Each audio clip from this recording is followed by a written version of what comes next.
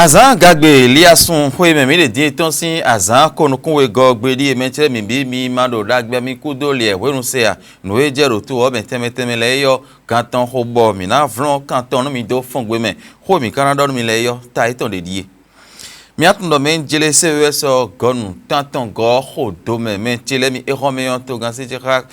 so o gonu ya de e na no tanu CES sin hoyo so de erome men jele mi bo mi ko to me ro tende me abuna bi o chane e we na kan yo din do CES taru no ko ya ton e jaro no kon don e kono ha gbagidi e de nu ko da ye yo e na me e na gbe no o to vi podo ahosupo e médiateur de la République ko misi mina vlon kantonomi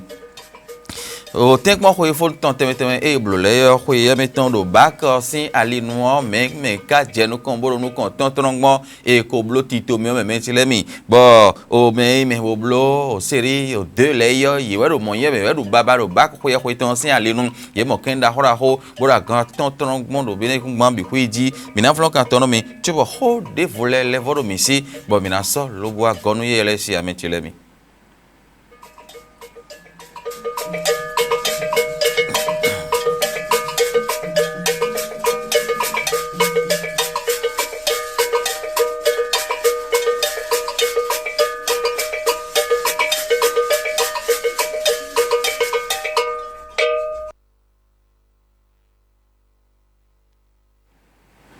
Bon, on est dit oui faut ton dit mi maton moi d'autres mi dit rum kikiti bo photo de comment il est bien bon CES kon enian et donc nous kudoro to ito se do an nagbe do to biton fi ou bon nous bidon ito kanji ho et blo tito me yade bon tito me enian diwe ezon lobo wa iso me yo devo e na ko mon koton sin tanu die yelena je dindinji bon mi na do pe to mi do o Conrad Gbagidi e ro ko mon koton na ibe yo conseil économique et social et Dieu alors nous Abdoulaye Bio Tchane et Rome Mentelebing nous wa egbe blodo azin kanda ho e CES ton ejin minaton itoromejele nous wa eneyon e do kanji o yeme o me ho temetemele yo yiwa lo bo jija yin bo me we gboji ronto lo bo na se ho ha hole bodo gbele le na igbon ton fene o e man imali jenta e wa ho lo fene bo do le titomele na igbon temeteme le ka so e man do gba nu me ro poropon yo me ra ho ezondi lo do kaka so ido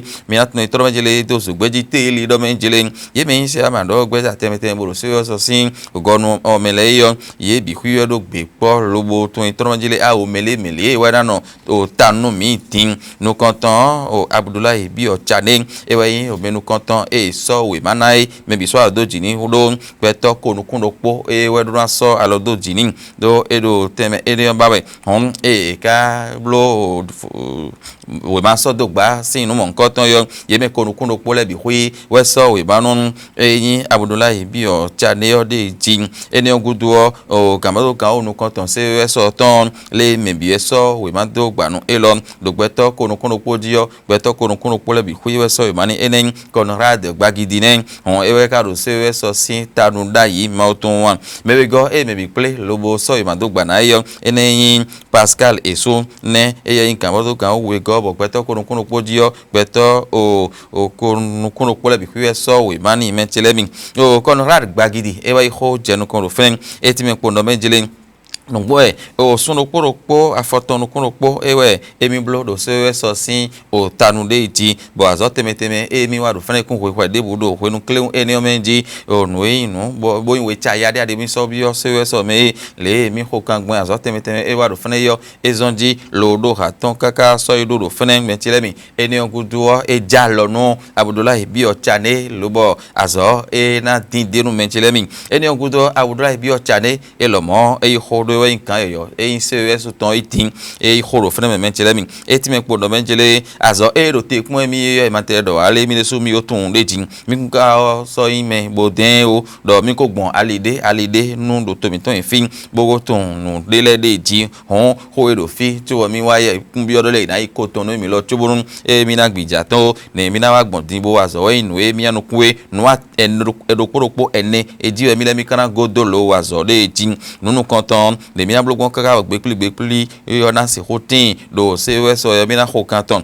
le mina blogon boto ito sile do na sekpo CES lo na sekpo ye o kaka ito za fi ko de yo e na mazo ene on de ji mi la le tempo kaka bo o akpa ho teme e ro to mi to fi le yo to do CES po aloda lo mele na wa nu bo nu enengo e ji mina godobo azo emi ton ro ko atan ro nu kon dan o ja ele meyo le mina blogon kaka bo CES na do gbe popodo to ele do mi teme le bi hui pobo aloda lo meyo azo na yiwa le mina azo eni on John George le na mo azo bo wan mina to ni to je ndudu na pe ayoji aija idona tin e na je hundo ayeji mi de oji bo bu no na si hoti bo gbekli na iro to me bo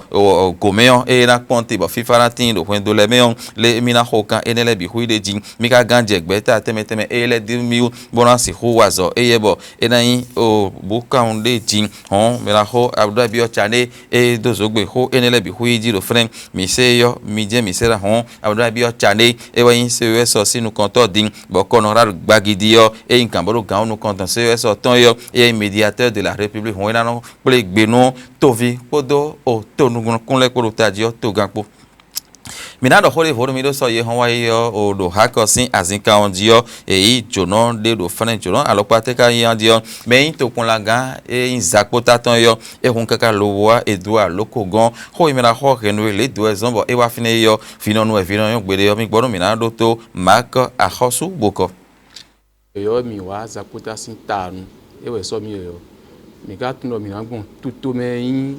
to otan le yo mi na gbon yi gan do propo bona yi nu plan me etan le nu yen do na na mi bo mi amo te mo do ren to na ganji mo nu e pla mi bo mi wa e president hakton go e bi ni me la ho yi bi ganji bo nu plan me tan le e na mi nu e mi na le mi na wa nu gbon bo do nu e se ho na yi do ganji do zakota san ikun ganji e na nu yen ton mi e plan mi de o zakota e ro zu to pon me bo zakota ni ado le toro propo jigbon we go mi lo su to pon me lo boy kan ji hu to ho le bi do tan e mo boy kan yo zakota din bo de o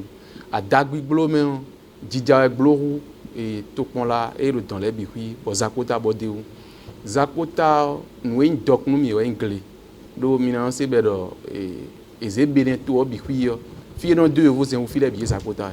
o mi de nu konto mi lo vous en tout dossier leji mo wutu azombo a hosu da hodi suwaze mo eno fin yo zen ro to mi to meton e de wo zen wa yo mi no le gledo mi no do afokan mi no do azin mi no do jinu pe kono inu le mi no to bi un zakota gleto e o ka ro nu kon yo le na yibon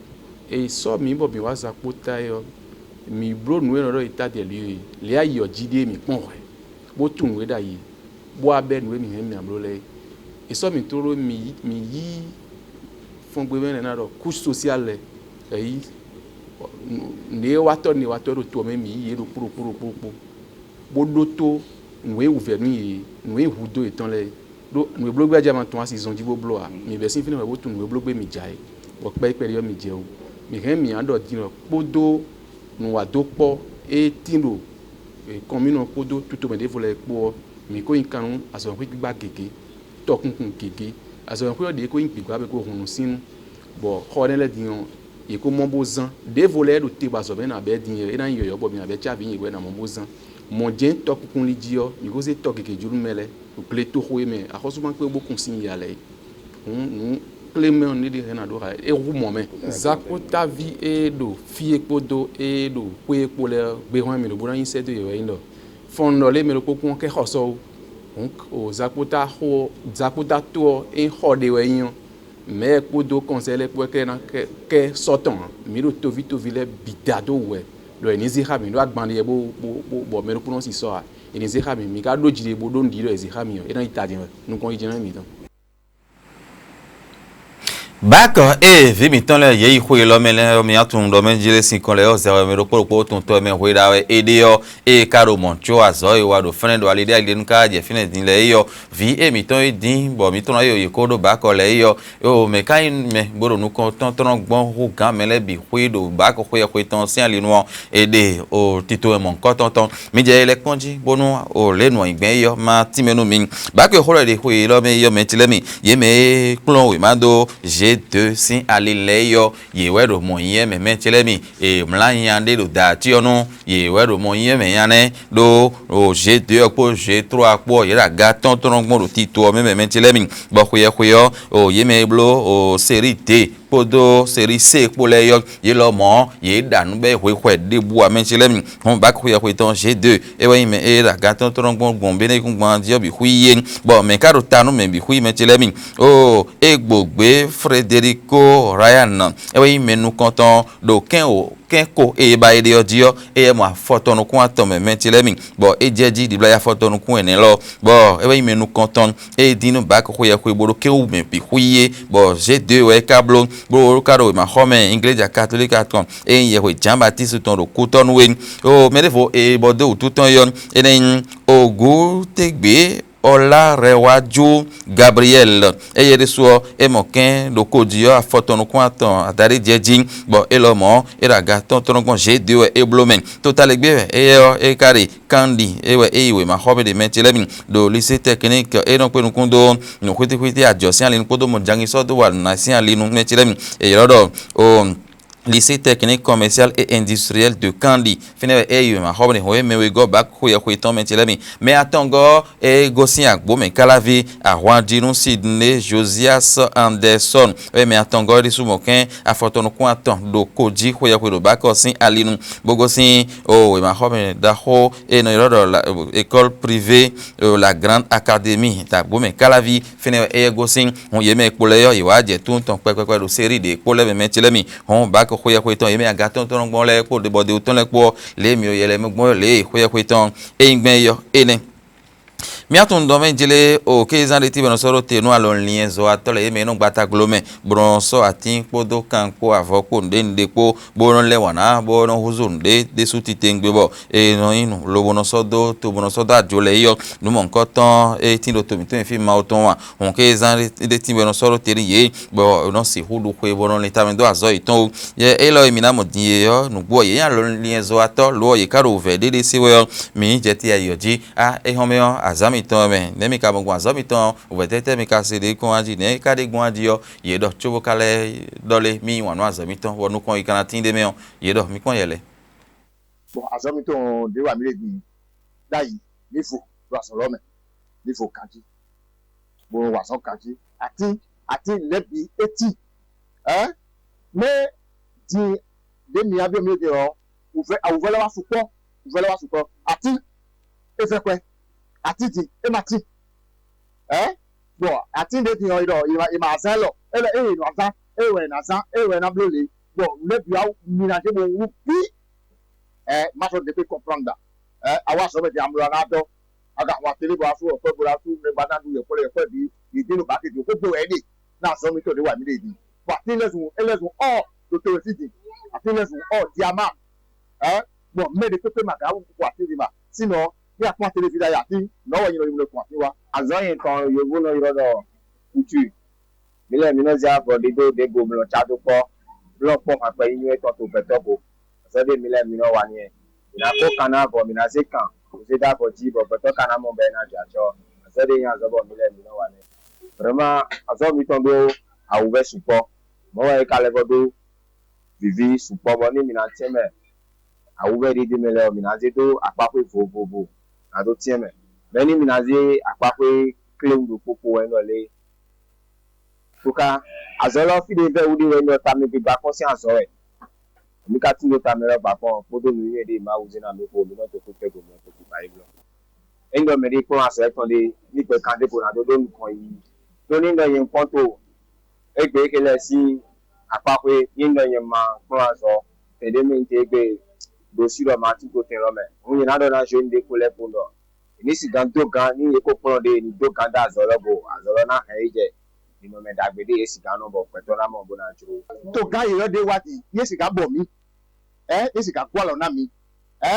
bo nu wa mi to ti lo ni ko te pete ni yiri nde o pe ne bi be itan ni ko de kun we e zero da yo iri si wa kun o boya mo to ro kun ti na mi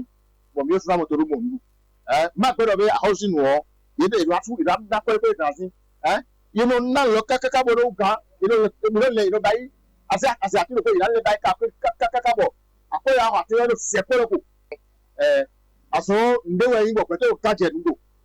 mèzè ìdí ọ̀nù ó wà tẹ́lẹ̀ gbèdì yàn yẹsù ẹ̀yìn ẹ̀ àmọ́ ní ìyá ti yẹ pẹ́pẹ́ bọ̀ àwọn ọ̀sẹ̀ wẹ̀